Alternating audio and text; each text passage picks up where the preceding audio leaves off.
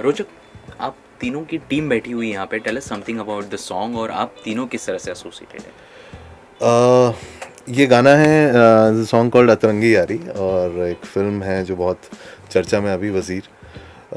वज़ीर 8 जनवरी को रिलीज़ हो रही है, और ये गाना उसके प्रमोशन के लिए हम कर रहे हैं। और जैसा ये गाना, ये दो मेरे अतरंगी यार हैं, Gurpreet and Deepak, and we work together, we jam on songs. और ये दोनों बहुत टैलेंटेड हैं और बहुत टैलेंटेडली लिखते हैं और बहुत अच्छे कलाकार हैं और लिरिक्स राइटर हैं। और इस गाने के लिरिक्स जो हैं ये गुरप्रीत और दीपक ने लिखे हैं। सो इनफैक्ट जब ये गाना हमारे पास आया था, ये गाना बहुत पहले से बना हुआ था एक्चुअली। और वो कहते हैं कि दाने दाने पे लिखा है खाने वाले का नाम, तो गाने गाने पे लिखा है सुनने वाले का नाम is something that can be said here. So ये गाना हमने एक टीवीसी के लिए बनाया था बहुत पहले, लाइक 6 महीने पहले। And there is a company called Far Out जो आर्टिस्ट कोलैबोरेशन करती है और म्यूज़िक सुपरविजन करते हैं। So Anurag from Far Out reach to me and he said that ये अपॉर्चुनिटी आई है, एंड अमिताभ बच्चन और फरहान अख्तर की फिल्म है, तो क्या ये गाना हम उसमें ट्राई करें देने के लिए। So we were really excited, and I called up Gurpreet और दीपक, और हमने थोड़े लिरिक्स उसमें चेंज किए और सिचुएशन के हिसाब से बिठाए। एंड सो ये स्टोरी मेरे को बाद में पता लगी, बिकॉज विदु विनोद चोपड़ा जब मेरे को मिले तो उन्होंने कहा कि मैंने कुछ 100 से 150 गाने सुने थे और जब मैंने ये सुना तो आई इंस्टेंटली लाइक्ड इट, और it was a great opportunity for all of us. Then he got excited, and Vidhu Vinod Chopra sir is like mentor to all of us, but अंदर से वो बहुत यंग एट हार्ट है, and he loves to give his creative inputs, and he loves to write, he loves to compose.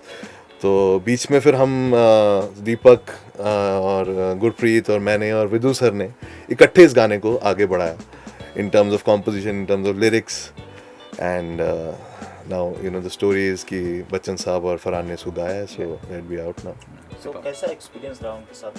Bachchan साहब की आवाज़ बहुत ज़्यादा डिफरेंट है, और साथ ही फरहान की भी आवाज़ बहुत डिफरेंट। I think फरहान की आवाज़ तो हम सब जानते हैं, बच्चन साहब की आवाज़ भी हम सब जानते हैं, खैर हम तो बहुत छोटे तब से वो गा रहे हैं एंड फरहान की एक अलग फॉलोइंग है जो कि बहुत यूथफुल और बहुत एनर्जेटिक फॉलोइंग है आवाज़ भी उनकी बिल्कुल वैसी है।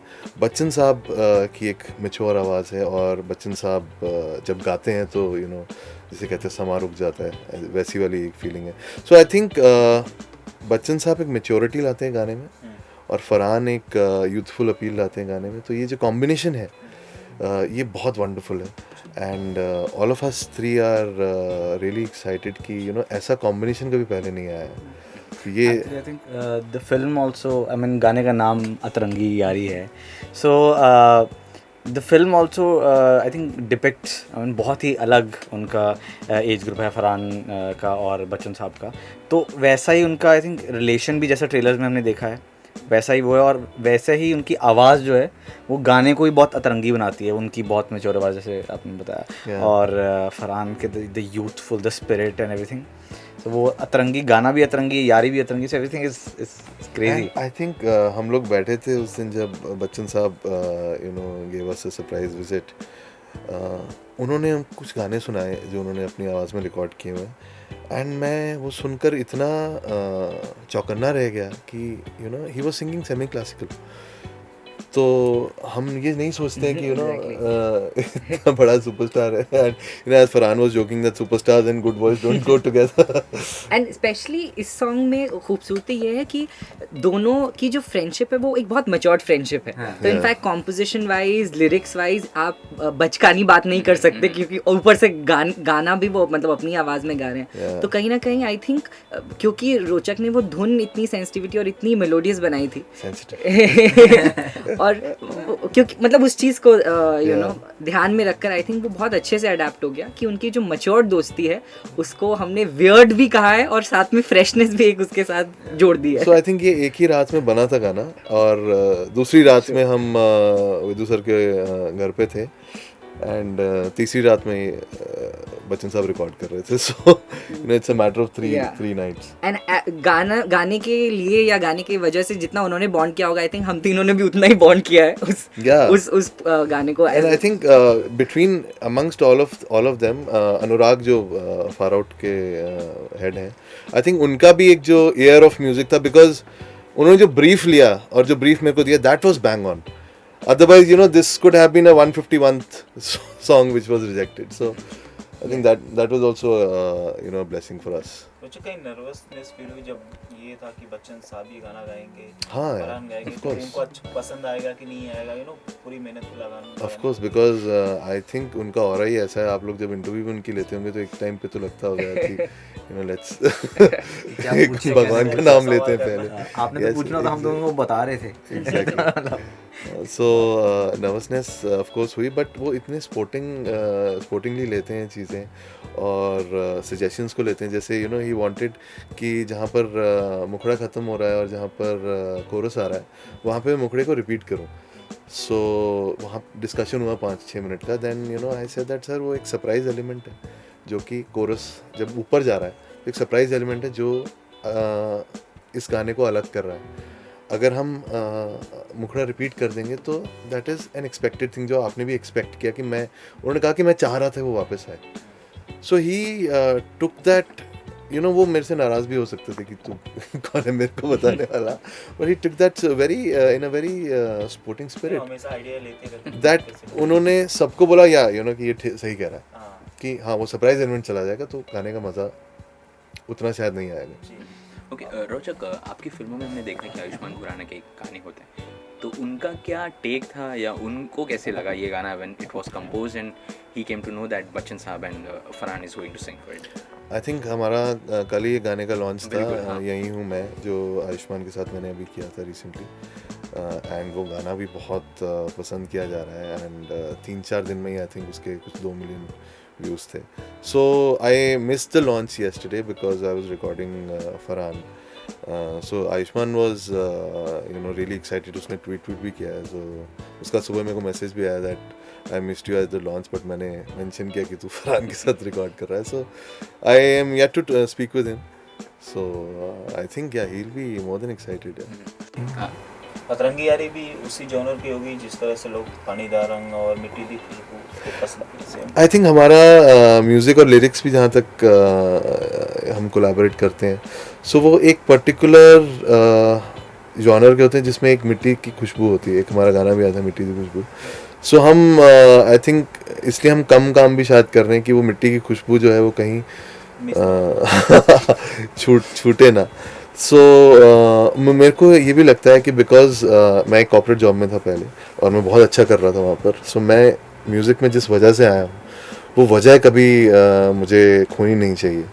एंड वो वजह वही है कि मैं एक ऐसा म्यूज़िक बनाऊँ जो कि किसी के लिए वैल्यू क्रिएट करे, या फिर एक जो क्लटर है उसको ब्रेक करे, या फिर किसी दुखी को खुश करे, या किसी के चेहरे पे स्माइल लाए. So that's my purpose when I, and even in this song अगर आप देखेंगे कि वही एक पर्पस सामने आया है. एंड ये गाना जब भी कोई सुनेगा तो उसका एक मूड अपलिफ्ट होगा. और and now the song is another level because you know this superstars are singing it. What do you say? तो कहीं ना Absolutely. और मुझे लगता है रोचक के लिए सबसे ज्यादा मुश्किल बात गाने से ज्यादा ये रही होगी कि किसको कौन से पोर्शंस देने, क्योंकि दोनों आवाजें अपने आप में बहुत डिस्टिंक्ट हैं, दोनों मंझी हुई हैं और दोनों मतलब साथ में चल रही हैं गाने को लेकर. तो आपके लिए मुश्किल तो होगा वो फैसला. मुश्किल अभी भी हम फैसला कर ही रहे हैं actually. तो वो क्योंकि हमने एक लाइन यहाँ से वहाँ, एक लाइन अच्छा ये फरहान की रखते हैं, यहाँ पर इमोशन अच्छा आ रहा है ये बच्चन से रखते हैं. वही नहीं. और मुश्किल लिखते है. समय भी इनफैक्ट गुरप्रीत और मेरे कई सारे डिस्कशंस और कई सारी बहस इसी बात पे होती थी कि ये जो वर्ड है, ये जो शब्द है, वो उनके स्टैचर से मैच कर रहा है कि नहीं कर रहा है कि नहीं है. हाँ. तो बट आई थिंक Yeah. रोचक के अप्रूवल और you know with Anurag. There's one more thing which I think about Vidhu sir, Vidhu Vinod Chopra ji, कि बाकी कहीं भी आप